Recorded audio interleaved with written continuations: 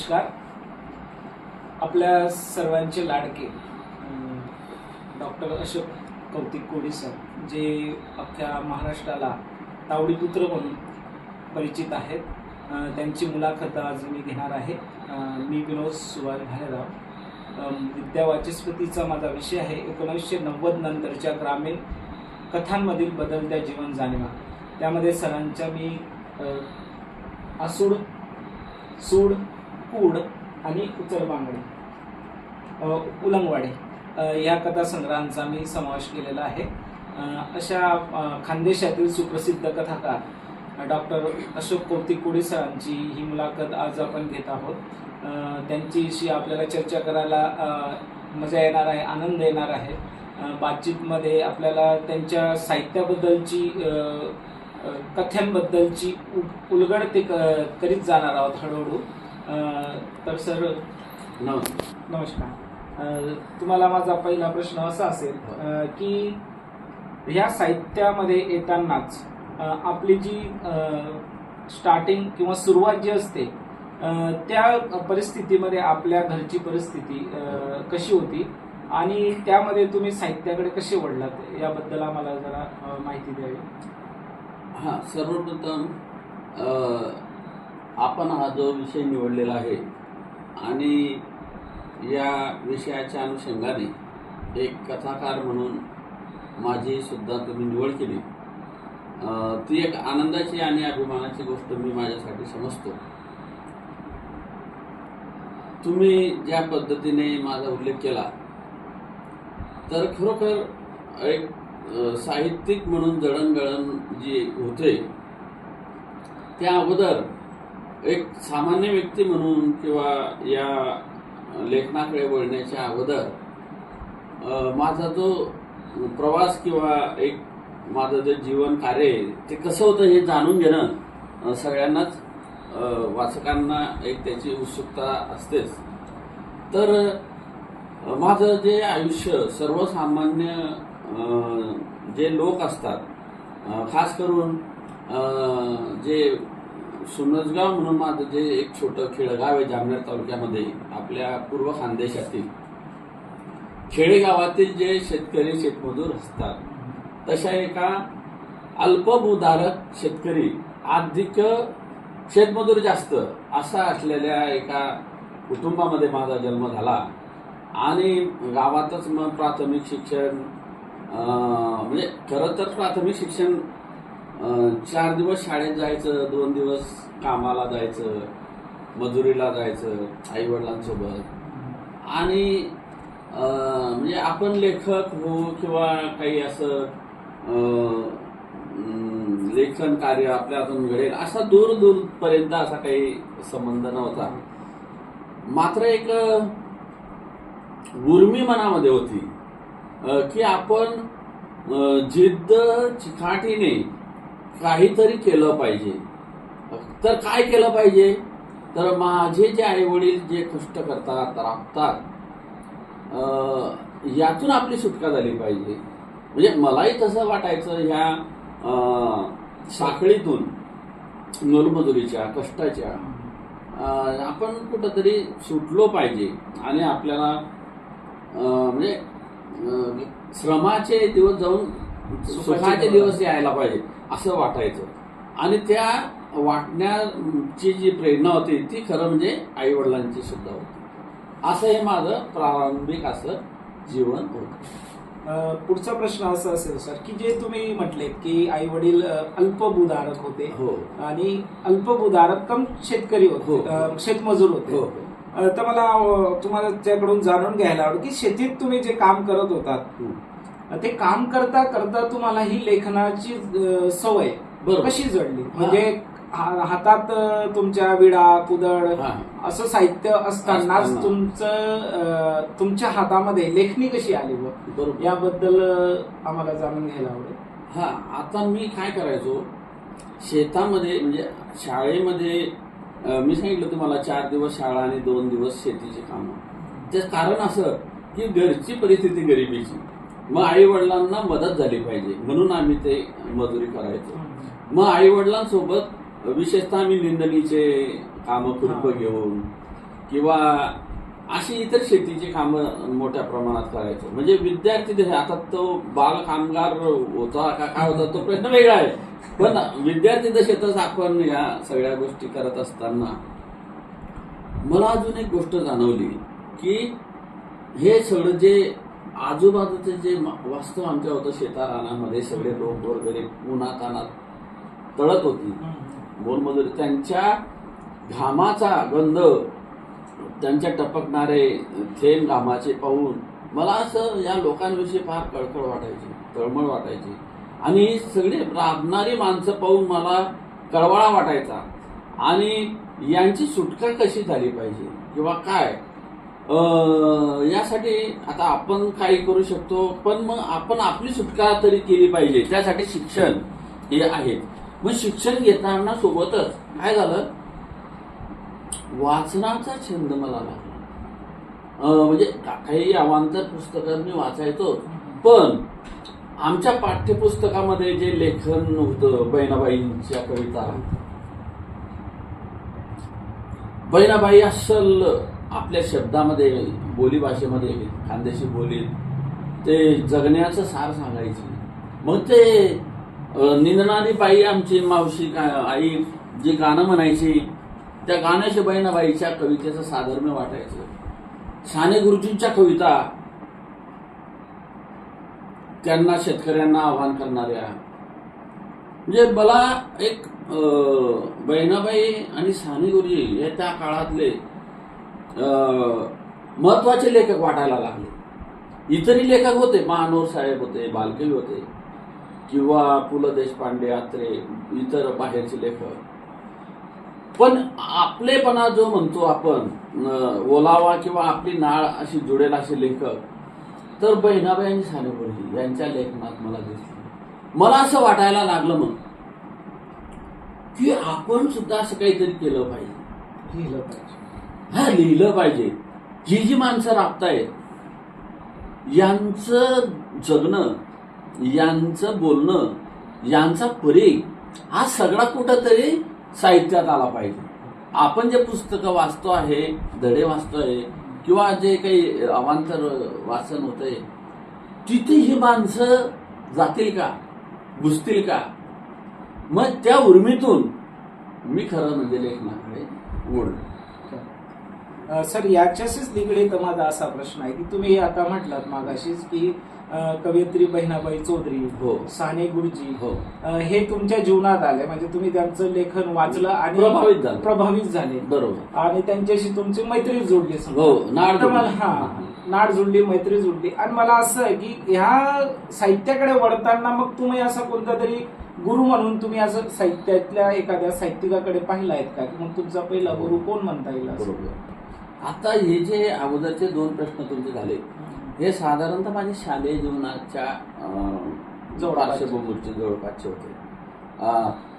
मात्र पुढे जेव्हा आपण महाविद्यालयीन परिसरात जातो किंवा वाचनाचा परीघ जेव्हा वाढतो तेव्हा म्हणजे सुरुवातीचं वाचन हे भाबडेपणाने असतं. म्हणजे जे असेल ते आपण वाचतो, पण मग आपल्याला काय कळायला लागल्यानंतर काय वाचलं पाहिजे, काही नाही, ह्या गोष्टी आपोआप मग कळू लागल्या. त्या वळणावर मात्र मी मग वेचक असं काहीतरी वाचायला सुरुवात केली.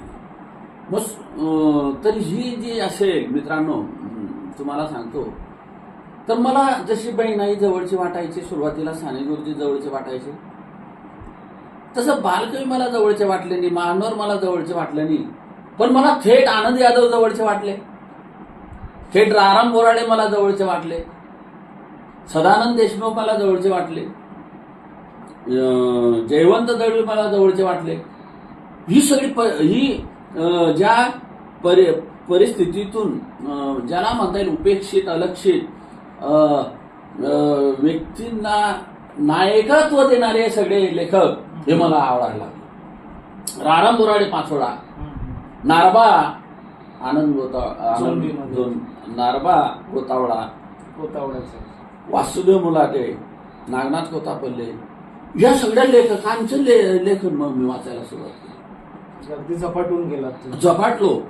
आणि तिथून मग यांच्याही पलीकडे मग ही त्या काळची लिहिती मंडळी होती आणि एक विशिष्ट दृष्टी ध्येय घेऊन लिहिणारे लेखक होते. पण याच्याही पलीकडे महात्मा फुले, चक्रधर स्वामी, महानुभव वाङ्मय, नंतर वारकरी वाङ्मय, याने मला आकर्षित केलं. म्हणजे ही जी होती वाचनाची टेकडी होती, पण महापर्वत मला पुन्हा दिसले ज्ञानेश्वरांच्या रूपाने, महात्मा फुलेंच्या रूपाने, चक्रधरांच्या रूपाने. मग त्या पर्वताकडे मी जपावलो. मला ही शिखर पादाक्रांत करू द्या. आणि या सगळ्यांमध्ये जो तुकाराम असेल, नामदेव ढसाळ असेल, सुर्वे असतील आणि फुले असतील, बाबासाहेब असतील, यांचे परिवर्तनवादी, यांचा प्रबोधनवादी हा सगळा विचार आणि तो सगळा वाचायला सुरुवात केली. त्यांनी मला या वळणावर भास्कर चंद्रशिव वगैरे असे लेखक मला मिळाले. आणि मग ही सगळी मंडळी ही माझा आदर्श ठरली. आणि माझ्या मनात जे होतं, ही जी माझी माणसं, यांचं दुःख, यांच्या वेदना मांडायच्या. पण मग या लोकांच्या पार्श्वभूमीवर मी त्यांचं वाचन केल्यानंतर, आकलन केल्यानंतर, या लोकांच्या वेदना त्यांच्या स्तरावर जाऊन मी मांडण्याचा प्रयत्न केला. आणि ही सगळी लोक मग मला आदर्श म्हणून मी निवडली. म्हणजे एकंदरीत ग्रामीण साहित्यामध्ये ज्यांचा हातभार लागलेला आहे, हो, थेट महात्मा फुलेंपासून किंवा तुम्ही ज्ञानेश्वर ते महानुभाव पंतांच्या चक्रधर स्वामी पर्यंतचा सगळा जो परिघ आहे, हो, जे लेखक आहेत किंवा जे संत आहेत, त्या सगळ्यांना एकंदरीत तुम्ही गुरु म्हणून किंवा आदर्श म्हणून पाहता. माझा पुढील प्रश्न असा आहे सर, की आताची जी तरुण पिढी आहे ती भरकट चाललेली आहे. हो. आणि मग यांना साहित्याकडे किंवा ग्रामीण साहित्यामधील जे शेतकरी आहेत, शेतमजूर आहेत, यांच्या व्यथा आणि वेदनांना हात घालण्यासाठी यांना काही तुम्ही सल्ला देऊ शकाल का? हा, बरोबर आहे. काय झालेलं आहे सध्या, हा जो मोबाईल, दूरदर्शन, यामुळे ही जी पिढी आहे ती प्रत्यक्ष टेक्स्ट बुक वाचनापासून दुरावत चाललेली आहे. आणि त्यांना या पुस्तकाचा पानांचा गंध पासून ती दुरावत चालली. खरं म्हणजे हा गंध म्हणजे पहिला पाऊस जेव्हा पडतो आणि मातीच्या कणातून जो मृदगंध येतो, त्या पद्धतीने या पुस्तकातून सुगंध दरवळतो. आणि तो सुगंध ज्याने चाखला तो ज्ञानाची पातळी गाठतो, सर्जनात्मक विचार करतो. आणि त्याला तर बाबासाहेबांनी म्हटलेलं आहे, जो शिक्षण घेईल तो वाघिणीचं दूध आहे आणि तो गुरगुरल्याशिवाय राहणार नाही. पण ही पिढी ते दूध प्यायलाच तयार नाही, तो सुगंधच घ्यायला तयार नाही. ते उठले की मोबाईल घेतात, कुठं तरी एखाद्या झाडावर जाऊन बसतात, एखाद्या टेकडीवर जाऊन बसतात, मान खाली घालतात आणि ते काय बघतात काय नाही. त्यांना जगण्याचं बांधणी, ताण्याचं बांधणी, भुकेचं बांधणी, आई वडील असेल, कुठे असेल, आपली जबाबदारी काय, या सगळ्या पासून ते भरकटलेले आहेत. या भरकटलेल्या पिढीला, युवकांना खास करून मला असं सांगायचंय की तुम्ही काही वेळ मोबाईल पासून दूर व्हा आणि प्रत्यक्ष पुस्तकांकडे वळा. पुस्तकं वाचा. आपला वारसा हा प्रचंड अशा ग्रंथांचा आहे. अभिजात भाषा आपल्या मराठीला प्राप्त झालेला आहे आणि असंख्य असं वाङ्मय मराठी साहित्यामध्ये, मराठी भाषेमध्ये, या वाङ्मयाचा आस्वाद घ्या आणि या आस्वादातून आपलं मन समृद्ध करा, आपलं मन प्रफुल्लित करा, हे जगणं सुंदर करा आणि जगाला सुद्धा सुंदर करा. तुमचं नैराश्य दूर होईल, तुमच्यामध्ये सळसळता उत्साह येईल आणि जगण्याची उर्मी वाढेल आणि तुमचं आयुष्य भरभरून जाईल आनंदाने. हे मला सांगायचं. दुसरा प्रश्न असा आहे सर, की तुम्ही जे आहात की आपल्या जीवनामध्ये तुम्ही प्राध्यापक आहात, शेतमजूर आहात, अल्पभूधारक म्हणजे शेतकरी आहात. तर या सगळ्या भूमिका निभावत असताना तुमच्यामध्ये जो सर्वात अधिक महत्वाची या तिघांपैकी कोणती भूमिका महत्वाची ठरते? नाही, आता ही प्रत्येक वेळेला वेगवेगळी भूमिका आपल्याला निभावावी लागते. एकच एक भूमिका असं नाही. आता कुटुंब प्रमुख म्हणून मला काही जबाबदाऱ्या पार पाडाव्या लागतात, किंवा एक मुलगा म्हणून असेल. आता शिक्षक म्हणून माझं महत्वाची भूमिका आहे, विद्यार्थ्यांसमोर जाणं हे करणे. मग मी शिक्षकाच्या भूमिकेत जातो. जेव्हा मला साहित्य निर्माण करायचं असेल तेव्हा मी लेखकाच्या भूमिकेत जातो. जेव्हा मी शेतावर राहतो तेव्हा शेतकऱ्याच्या भूमिकेत जातो. पण या सगळ्यांमध्ये एक समान अशी भूमिका किंवा धागा असा आहे की मला माझ्यातलं जे सत्व आहे ते कायम ठेवून समाजाला दिशा, ऊर्जा आणि प्रगल्भता कशी देता येईल, की हा जो समाज आहे आपला योग्य दिशेने जावा, ही पिढी सुधारावी, त्या पिढीला काहीतरी देता यावं याचं सतत असं भान. म्हणून जसा शेतकरी मशागत करतो तसं मी वेगवेगळ्या भूमिकेतून या पिढीसाठी, या युवकांसाठी, या समाजासाठी मशागत करतोय वेगवेगळ्या पद्धतीवर, वेगवेगळ्या पातळीवर, असं म्हणायला तयार. क्या बात आहे सर. म्हणजे तुम्ही प्राध्यापक असतानाही तुमची काम चालूच असतं, मशागत चालू असते. लेखक म्हणून तर कायमच चिंतन मनन चालू असतं.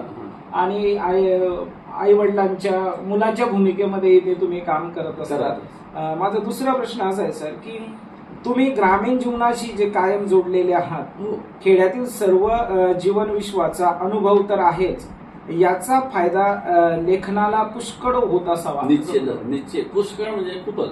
माझं जगणं, उठणं, बसणं सकाळपासून संध्याकाळपर्यंत ग्रामीण भागाशी माझी नाळ कायम आहे. आता काही लेखक काय, त्यांचा जन्म खेड्यात झालेला असतो, बालपण खेड्यात गेलेलं असतं, पण नोकरी व्यवसायानिमित्त ते मोठ्या शहरात स्थायिक होतात आणि तिथं बसून मग एसी मध्ये बसून आपल्या गावाचं, आपल्या शेतीचं ते वर्णन करत असतात. माझं तसं नाही. आजही मी खेड्यात राहतो, खेड्यामध्ये वास्तव्य करतो. दररोज माझं खेड्यातल्या माणसांशी, तिथल्या सुखदुःखांशी, तिथल्या पशुपक्ष्यांशी, म्हणजे खेड्यामध्ये फक्त माणसंच नाही, झाडं असतात, पक्षी असतात, निसर्ग असतो. हा सारा एकूण त्याला कवेत घेण्याचा प्रयत्न मग मी करत असतो. त्याच्यावर काय परिणाम होतो परिस्थितीचा, सगळ्या या गोष्टीचा, हे मी ते आपल्या लेखनाच्या माध्यमातून मांडण्याचा प्रयत्न. सर दुसरा प्रश्न असा की ग्रामीण जीवनावर जागतिकीकरणाचा आणि शिक्षणामुळे गावगाड्यावर असा परिणाम दिसून येतो. जागतिकीकरणामुळे शेतकरी बदलला, खेडं बदललं आणि त्याचा परिणाम शिक्षणावर झालेला आपण पाहतो. जसं की तुम्ही सूडमध्ये किंवा आसूडमध्ये व्यक्त केलेलं आहे. कुडमध्ये तर त्या कुडची जी कथा आहे ती मुळच ती जागतिकीकरण आणि बदललेलं शिक्षण व्यवस्थेवर आधारित आपण मांडलेलं आहात. मग याकडे तुम्ही अजून वेगळ्या दृष्टीने कसं बघतात? आता बघा, पूर्वीचा गावगाडा, गाव म्हटलं म्हणजे गावाला एक वेश असायची, तटबंदी असायची. त्या वेशेच्या गाव बसलेलं असायचं आणि पुन्हा मध्ये एक वेगवेगळा कुंभारवाडा, सोनारवाडा असे वाडे असायचे. आणि काही दलितांची किंवा भटक्या जमातींची गाव बाहेर गेला म्हणजे अशी रचना, गाव कुसाबाई अशी रचना गावाची होती. आता तशी ती राहिलेली नाही. आता ही सगळी जी तटबंदी गावाची ही बेचिराग झालेली. गड्या सुद्धा माती बोड झाल्या, ढासळलेल्या आहेत. या कशामुळे? याच्यावर जागतिकीकरणाचे तोडगोडे बसलेले, शिक्षणाचे तडाखे बसलेले. त्यामुळे हा जो गावाबाहेरचा जो दलित वंचित समाजातला नायक होता तो आज ते गावगाड्याला तुडवून पुढे कुठंतरी शहरात नोकरीला जातो, हे करतो, तो पुढे निघून जातो. गावगाडा म्हणून आता राहिलेला नाही. पण गावगाड्यामधील ह्या जातीपातीच्या भिंती जरी पडलेल्या असल्या, सरंजामदारीच्या भिंती जरी पडलेल्या असल्या, तरी मनामध्ये मात्र अळी अजून कायम असते. आणि त्याचा परिणाम मग ते कुठंतरी वचपा घेणे, बदला घेणे अशा पद्धतीने असूया निर्माण करून गावामध्ये राजकारण असेल. आता एखादी सरपंचाची जागा दलित समाजाला जर सुटली, मग ते नाईलाजाने त्याला त्या पदावर बसवायचं. पण तंटामुक्ती सारखी अध्यक्ष एक संस्था काढायची, त्याचा अध्यक्ष पाटील बनतो. मग म्हणजे येण करून सरंजामदारी पुन्हा पुन्हा हा, मग या सगळ्या रेट्यामध्ये जागतिकीकरणामध्ये मात्र हे सगळं बदललेलं आहे आणि हे सगळं मोडीत निघालेलं आहे. आणि जागतिकीकरणाने गावाची तटबंदी ढासळली, बुरुज ढासळले आणि शेताच्या बांधावर सुद्धा नवी क्रांती आली. शिक्षणाने हा जो मजूर आहे, हा जो वंचित होता, ज्याला पूर्वी मला कोणी शेताला कामावर सांगणार नाही याची भीती राहिली नाही. या जागतिकीकरणाच्या भिंतीमुळे आज तो वाहनं झाले, मोबाईल झाले, माहिती त्याच्या हातात आली. तो कुठेही रोजगार, ऑनलाईन रोजगार सुद्धा तो करू शकतो.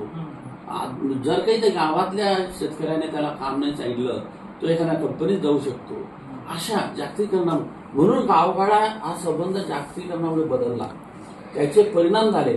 पण पुन्हा पुन्हा त्या गावगाड्याला वश करण्यासाठी सरंजामदारी मात्र कायम असते, डोकं काढत असते. आणि मग त्याला पुन्हा पुन्हा कवेत घेण्याचं, टिपण्याचं काम लेखक म्हणून मला करावं लागतं. आणि मग ते काम मी असं करत असतो. दुसरा प्रश्न असा सर की पारंपरिक जी जीवन पद्धती आहे आणि 90 नंतरच्या ज्या बदलत्या जाणीवा आहेत आणि जाणीवांचा जो संघर्ष आहे, हा कथा निर्मितीसाठी आपण कसा उपयोगी करून घेतला? बरोबर आहे.